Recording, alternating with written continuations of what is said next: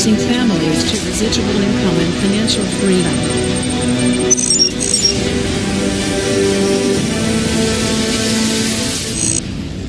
Good evening, everyone. This is another edition of Mind Your Business Mondays, and we're focusing on the art of inviting. This week, I have a special guest presenter, Mr. Eric Worre, a veteran in the network marketing industry to which you have chosen to soil your business within. So it's important that you understand the differences between network marketing so that you can make your business venture successful, because it's very different than the workforce.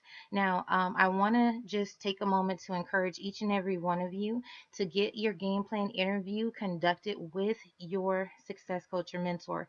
The reason being is because although we're going to focus on chapter 5 in this particular segment of training, the entire GoPro Eric Worre's audio is located in our agent resource area, and you can get that for free.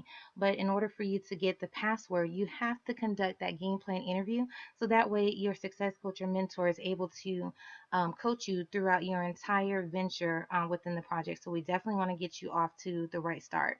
So what will you be able to do with this information? The key here is to be able to invite, which is your core competency in network marketing and really in any kind of business, whether it be a traditional business or this business that you're focusing in now, which is your online home-based business.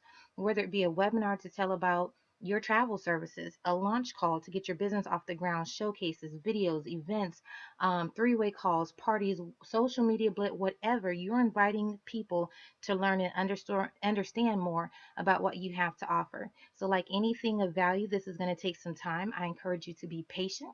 You're developing a skill. It's not going to happen overnight. Trust me. I'm still focusing on this particular skill, and I've been on the project for 2 years.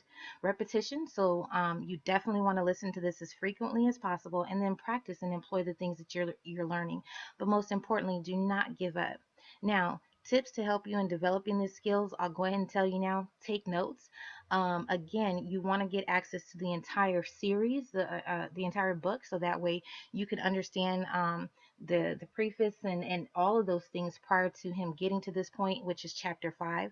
Upload the audio to your mobile devices. Listen to it in your car, while you're cooking, anytime that you can. You want to listen to it, and just know that mastery is going to assist you in building and inviting people to understand more about your business, whether you are focused on traveling or the franchise opportunity. So you should be able to get a lot of aha moments, especially if you try to invite and maybe not had so much success and different things of that nature.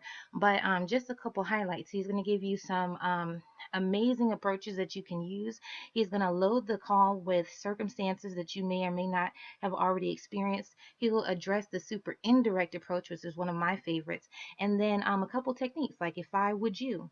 Also, giving you examples of how to employ these things for both your warm and your cold market. So simply put, this is going to be a self-study.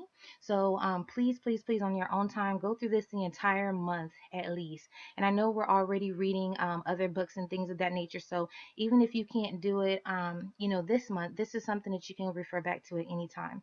Remember that your back office is loaded with tutorials that Vacation has provided for you. So this is something that you can use in addition to. And also, the Getting Started with Vacation website is simply to give you an intimate experience and shared, if you will, room that you can go to and kind of learn and branch off some of the other agents' experiences and things of that nature. So there's a lot of tools back there for you to use. And also oursuccesslab.com, which is filled with lots of training. And you can also see on the screen some more orientations, 101 and 202, 201s that you can take. That being said, this is just a short edition of Mind Your Business Mondays. Please reach out to your success coach, your mentor, your sponsor, someone within the network if you need help with anything. The thing here is that we just want to make sure that you are able to move through your venture on this project systematically. And the way to do that best is to make sure that you are continually keeping in contact with that person who brought you into the business or whoever your chosen success coach or mentor is. So please, please, please return to gettingstartedwithvacation.com if you haven't already. Get your 10 steps out of the way, get your game plan in hand, and make sure to follow up with your person at least once a week and get your game plan refreshed every 30 days, every quarter. As you look back on it, you'll see how you're able to get the tools and things that you need to move forward. So without further ado, I would like to turn this call over to Mr. Eric Worre. I know he's there. He's been listening. He's cheering on this team because we know that once you start utilizing these skills, you're going to be on fire with inviting people to this opportunity. So without further ado, I'm going to let Eric Worre jump in and take you from chapter 5. Chapter 5. Skill number 2. Inviting prospects to understand your product or opportunity. Once you've identified your prospects, the next skill is learning how to properly invite them to find out more about your product or opportunity. This is by far the most critical skill to develop. I call it the gateway skill for network marketing. If you aren't successful in getting anybody to take a look, then we can guess what your future will look like in MLM. Most people think you must start off with a great reputation and have a lot of influence with others for them to take a look at your opportunity. It's just not true. When I first started in 1988, I had no reputation and no influence. I barely escaped high school, attended one semester of community college before dropping out, and had a total of 18 jobs, all before the age of 23. Do you think I had a lot of respect in the community? I had zero. And since I was a $5 to $10 an hour person, all of my friends were the same, so they weren't much help. Most of them were still living with their parents. But I was desperate, and I was scrappy. In the beginning, I made up in numbers what I lacked in skill. I called everyone I knew, and I gave them my pitch. A few of them joined. Most didn't. I placed ads in the local newspaper. I gave all of the people who responded my pitch. From all of that activity, a few joined. Most didn't. I tried everything. I was like a hunter with the goal of bagging an elephant. I went around with my gun/opportunity in my hand and shot at everything that moved. I didn't really care about relationships. All I cared about was getting a new recruit. My attitude was some will, some won't, so what next? But because I was a hunter, everyone around me felt hunted, and they started to avoid me, and it wasn't fun. Even worse, the people I did get to join my business tried to do the same thing I was doing, failed, and then quit. After 3 or 4 years of frustration, I came to my defining moment and started studying successful people in MLM to see what they did. What I found surprised me. They weren't hunters. They were more like farmers. They built relationships. They built friendships. They learned how to build trust with the people they met, and were able to skillfully transfer the belief they had about their products and opportunity. Their goal wasn't to immediately recruit their prospects. Their initial objective was to educate their prospects on what they had to offer, and then let those prospects decide if it was something they wanted to do.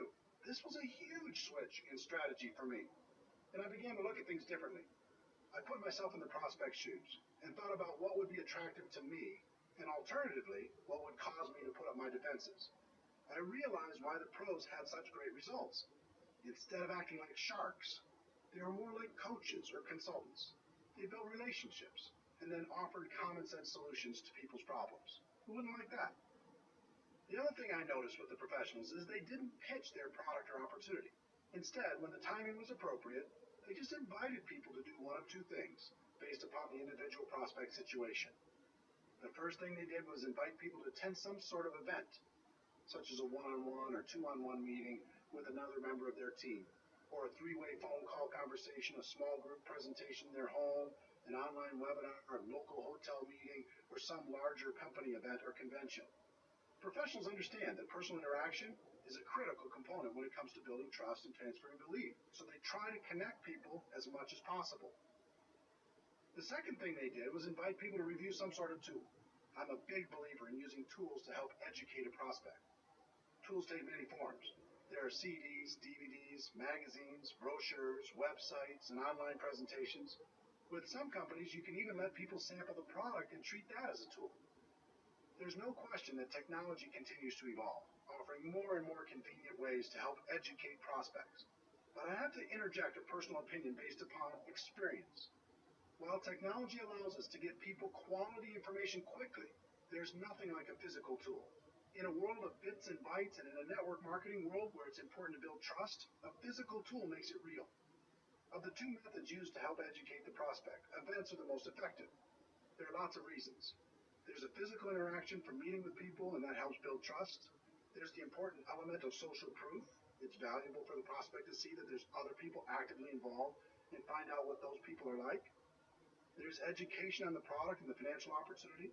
They get to see firsthand the kind of support that's involved, and they realize they won't have to do everything by themselves. In most cases, there's an excitement and an urgency at these events, and they get to hear stories of how things are going for other people. Those are some of the benefits. The only downside to events is they can be difficult to schedule and confirm, especially for a brand new person. If you don't have the skills, it's fairly common to invite 20 people and have one or two show up, and that can be very discouraging. For building a large and duplicating organization, I found that a tool is a better first step. Remember, our goal is education and understanding. We want people to know what we have and understand how it can benefit their lives. A tool is a great way for people to become educated and hopefully excited in the middle of their busy lives. They might not have time to drive across town to meet with you, but they can listen to a CD in their car, or watch a short DVD, read a magazine, or watch an online presentation. If you were to look back in my career, you'd see the tools changed everything for me. In 1990, my company came out with a video that was dynamic and exciting. Even though it was wildly expensive at $15 each, back then it was worth it.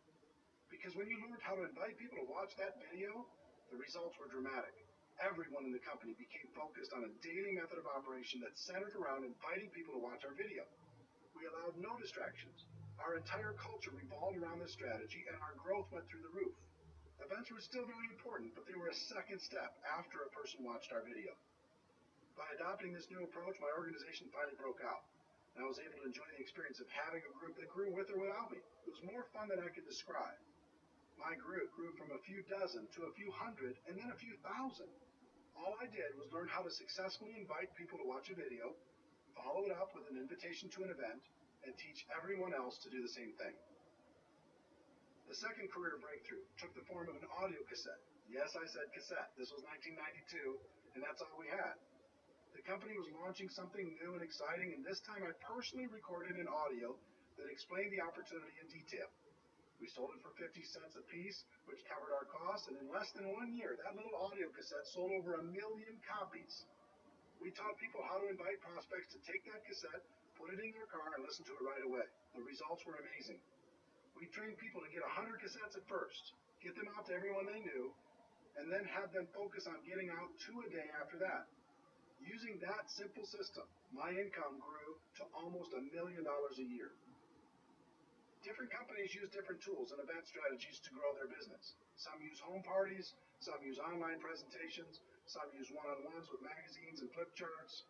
Find what's working best in your particular company, develop your daily method of operation, and then train your people how to effectively do the same and invite their prospects to plug in. As a professional, you're going to be inviting your prospects to review a tool or attend an event. Here's what you're not going to be doing.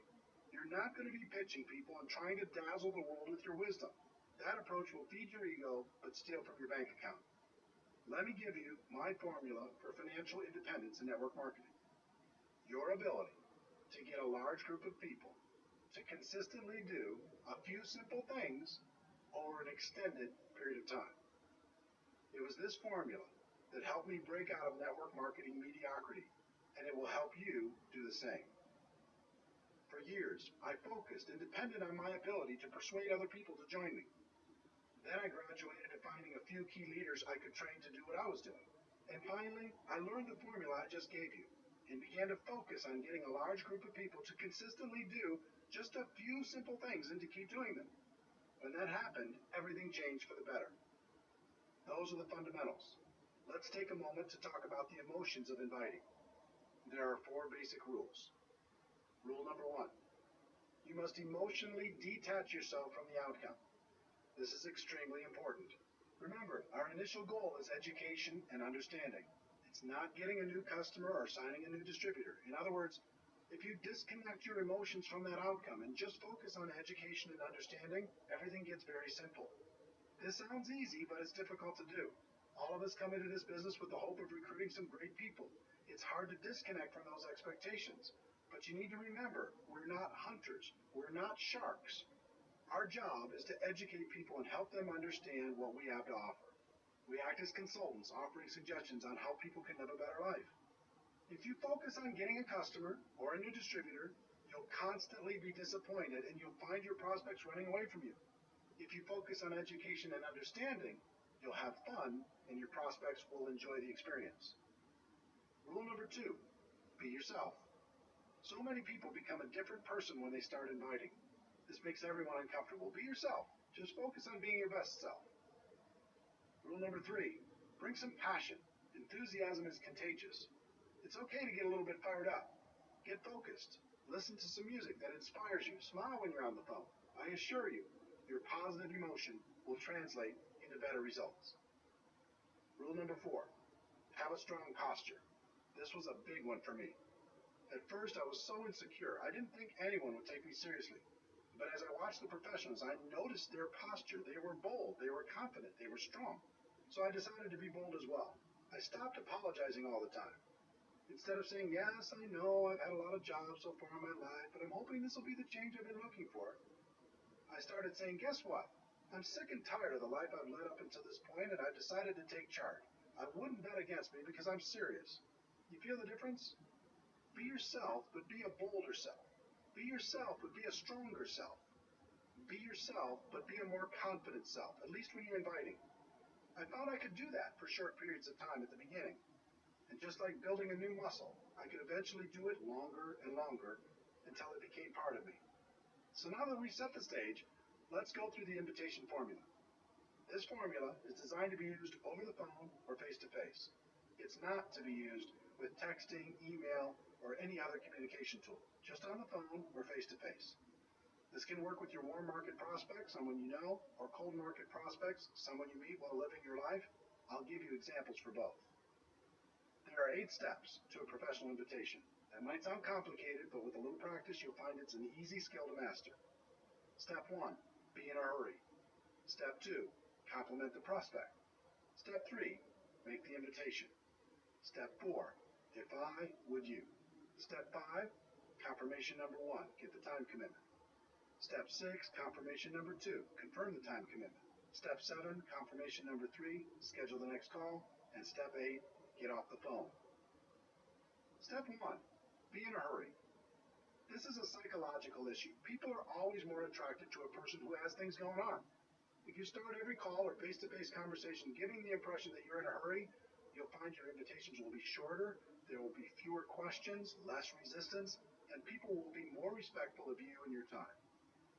Examples for warm market prospects. I don't have a lot of time to talk, but it was really important I reach you. I have a million things going on, but I'm glad I caught you. I'm running out the door, but I needed to talk to you real quick. Examples for cold market prospects. Now isn't the time to get into this, and I have to go, but I have to run, but get the message? Set the tone with some urgency. As for the examples I'm sharing with you, don't worry too much about the exact words. Just focus on the concept and use your own words. Let people know you're busy, you've got a lot going on, and your time is short, but it was important for you to talk to them real quick, and do it with some passion in your voice. Step 2, compliment the prospect. This is critical. The sincere compliment, and it must be sincere, opens the door to real communication and will make the prospect much more agreeable about hearing what you have to say. Examples for warm market prospects. You've been very successful, and I've always respected the way you've done business. You've always been supportive of me, and I appreciate that so much. Great to use with family and close friends. You have an amazing mind for business and can see things other people don't see. For as long as I've known you, I thought you were the best at what you do. Examples for cold market prospects. You've given me some of the best service I've ever received. You're super sharp. Can I ask what you do for a living? You've made this a fantastic experience. The key to the compliment is it must be sincere.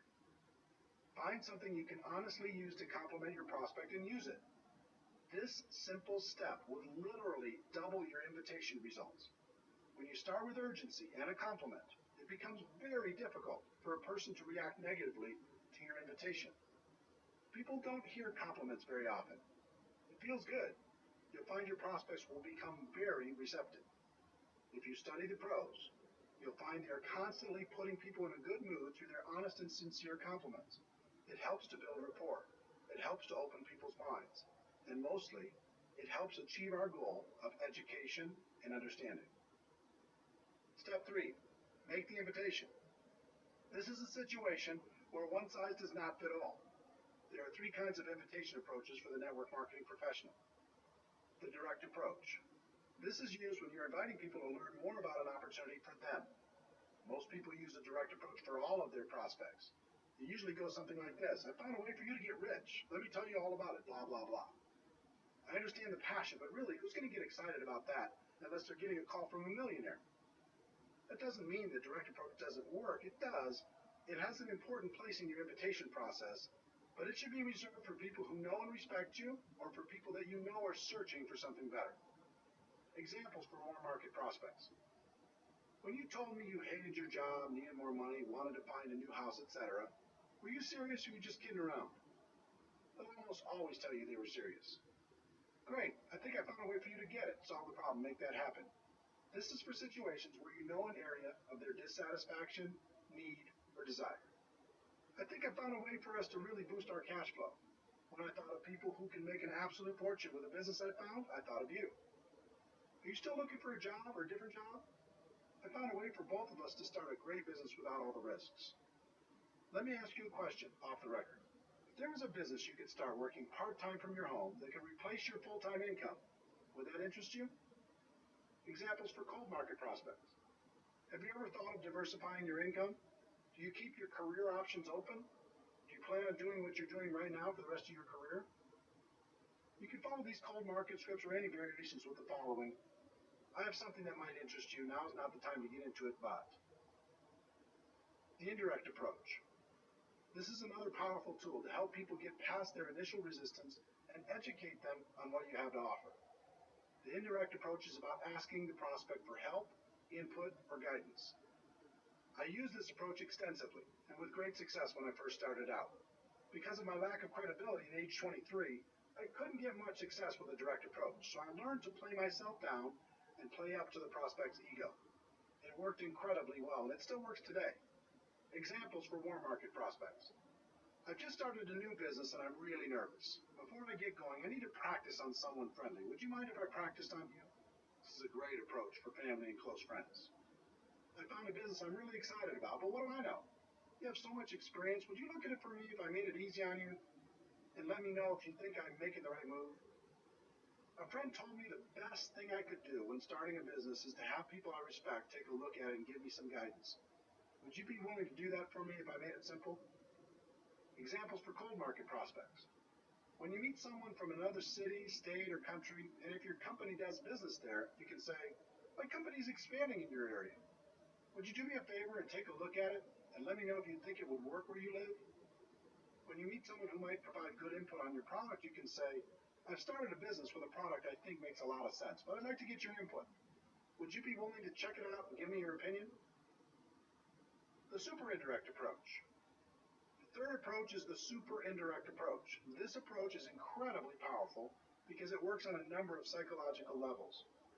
In this approach, you tell prospects they aren't a prospect, and you're just interested in finding out if they know someone else who might benefit from your business. It's very effective. Examples for warm market prospects.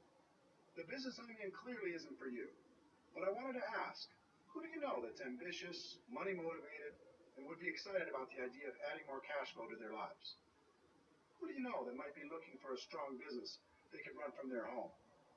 Who do you know that's hit a wall with their business and might be looking for a way to diversify their income? I'm working with a company that's expanding in this area, and I'm looking for some sharp people that might be interested in some additional cash flow. Do you know anyone who might fit that description? In most cases, they're going to ask you for more information before they give you any names. Behind that request will be curiosity and intrigue, thinking this might be for them, but they're not going to admit that to you yet. When they ask for more information, you can respond with, that makes sense. You'll want to know more about it before you refer some of your contacts. Then you can just move to step 4. Examples for cold market prospects. Cold market is exactly the same as warm market for the super indirect approach. Just use the warm market scripts or any variation that's comfortable for you. Step 4. If I, would you? This question has been my secret weapon for a very long time. It is by far the most powerful phrase I've come across in building a large and successful network marketing business. If I gave you a DVD, would you watch it? If I gave you a CD, would you listen to it? If I gave you a magazine or some other printed material, would you read it? If I gave you a link to a website with a complete presentation, would you check it out? If I invited you to a special invitation-only webinar, would you attend? If I invited you to a special invitation-only conference call, would you listen in? This question is so powerful, and for a number of reasons. First, it's reciprocal. You're saying you'll do something if they'll do something. As human beings, we're hardwired to respond positively to these types of situations. Second, it puts you in a place of power. You're in control. You're not begging, you're not asking for favors, you're simply offering a value exchange. And third, it implies that you have something of value to offer. You're saying that you will do something, but not unless the other person will do something in exchange. When you value what you have, people will respect you. When I first started, I didn't know about this magical question. I just said things like, I really, really, really want you to watch my video, try my product, listen to the CD, etc. You can imagine the results. The whole psychology of it is weak. If you use if I would you, you're having a business conversation. If you use I really, really, really want you, now you sound desperate, and a desperate distributor is not attractive. If you've used this approach, you already know what I'm talking about. If I would you gets results. It gets people to say yes. It helps prospects see what we have in a different light. Remember, our goal is education and understanding. If I would you helps us achieve that goal. If you started the call with urgency, complimented the prospect, made the invitation, and asked if I would you, their answer will be yes almost 100% of the time, and you can just go to step 5. If they ask for more information first, just respond with, I understand you want more information, but everything you're looking for is on the CD, DVD, printed piece, link, etc. The fastest way for you to really understand what I'm talking about will be for you to review that material. So if I gave it to you, would you review it? If they say no, then thank them for their time and move on. Also review steps 1 through 3 to see where you might have done better, but do not give your material to them. So you've gone through the first 4 steps and the person said yes, success. They've agreed to review your tool. Does that mean they'll follow through? Nope.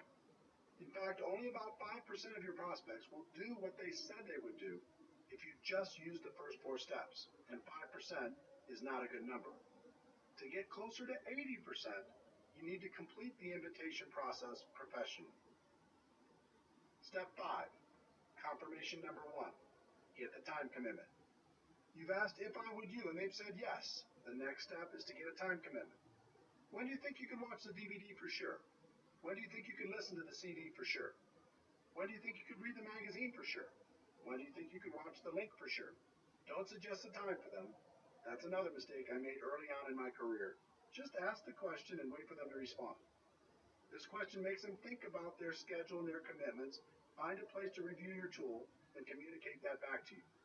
In other words, it makes it real. When you first asked if I would you and they said yes, it was someday. When you get the time commitment, it starts to be real. The only thing that matters is that they give you a time. It doesn't matter what that time is. Let them think about their schedule and tell you when they will have reviewed the materials for sure. About 90% of the time, they'll give you an answer. The other 10% of the time, they'll be vague, saying something like, I'll try to do it sometime. If they do that, then tell them, I don't want to waste your time or mine. Why don't we just lock in a time when you'll have seen it for sure? Remember, they've already said they'll review it in step 4. This is just confirming the time. The key to all of this is that they've now said yes twice. The first time when they answered if I would you, and the second time when you received a time commitment from them. So now you can give them the tool, right? Wrong. You're not done yet. The professionals take a few more seconds to complete a couple more steps before they're finished. Step 6, confirmation number 2, confirm the time commitment. If they tell you they'll watch the DVD by Tuesday night, your response should be something like, so, if I call you Wednesday morning, you'll have seen it for sure, right? If they say they'll listen to the CD by Thursday morning, your response should be, so if I called you sometime later in the day on Thursday, you'll have listened to it for sure, right? If they say they'll watch the link by July 1st, your response should be, so if I call you on July 2nd, you'll have looked at it for sure, right? They will either naturally say yes, or they will adjust the time slightly. In any case, the significance of step 6 is now they've confirmed 3 times, and they are much more likely to follow through.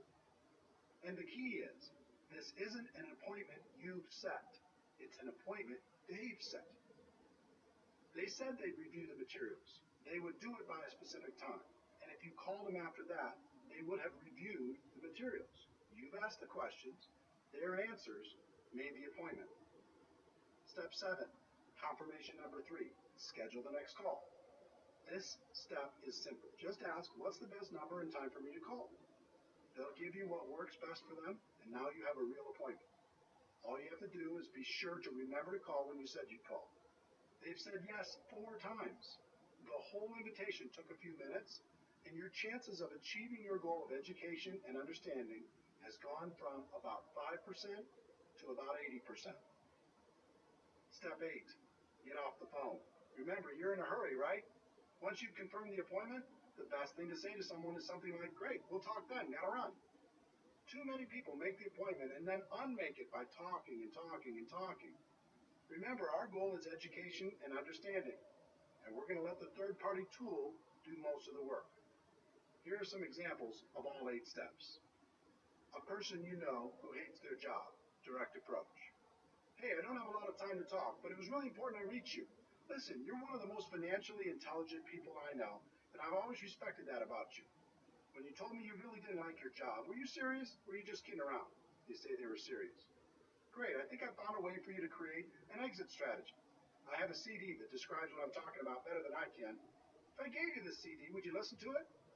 They say yes. When do you think you can listen to it for sure? They say Tuesday.